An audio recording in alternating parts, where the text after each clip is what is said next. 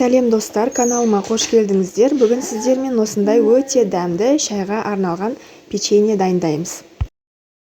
50 грамм қант ұнтағына 125 грамм бөлме температурасындағы сары майымызды салып, миксермен араластырып аламыз.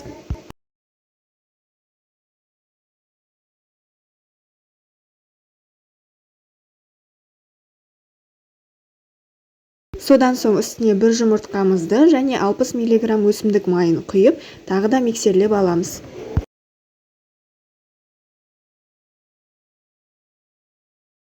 Енді үстіне құрғақ қоспаларымызды саламыз. 25 грамм крахмал ұнтағын, електен өткізілген 320 грамм ұнымызды және 1 шай қасық қамыр қопсытқышымызды саламыз. Барлығын осылай силиконды күрекшемен араластырып, қамыр илейміз.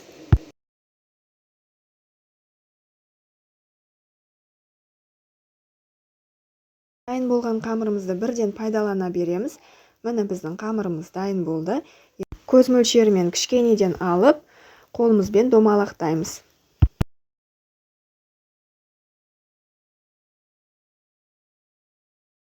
Қамырларымызды тапаға салмас бұрын осындай сопақша тәріздес формаға келтіріп аламыз.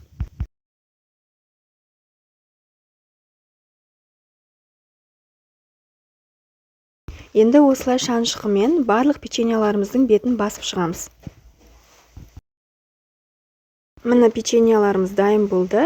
Енді 180-200 градуста 25-30 минуттай пісіріп аламыз қызарғанша. Міне барлығы пісіп шықты. Енді мен печеньямызға ерекше дәм беру үшін шоколадты ерітіп, әрбір печеньені осылай батырып шықтым.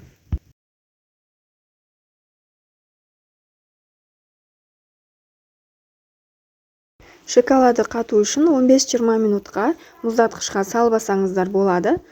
Міне біздің печеньяларымыз дайын, өте дәмді, ауызда еритін үгітілмелі болып шығады. Жасап көріңіздер, ас болсын.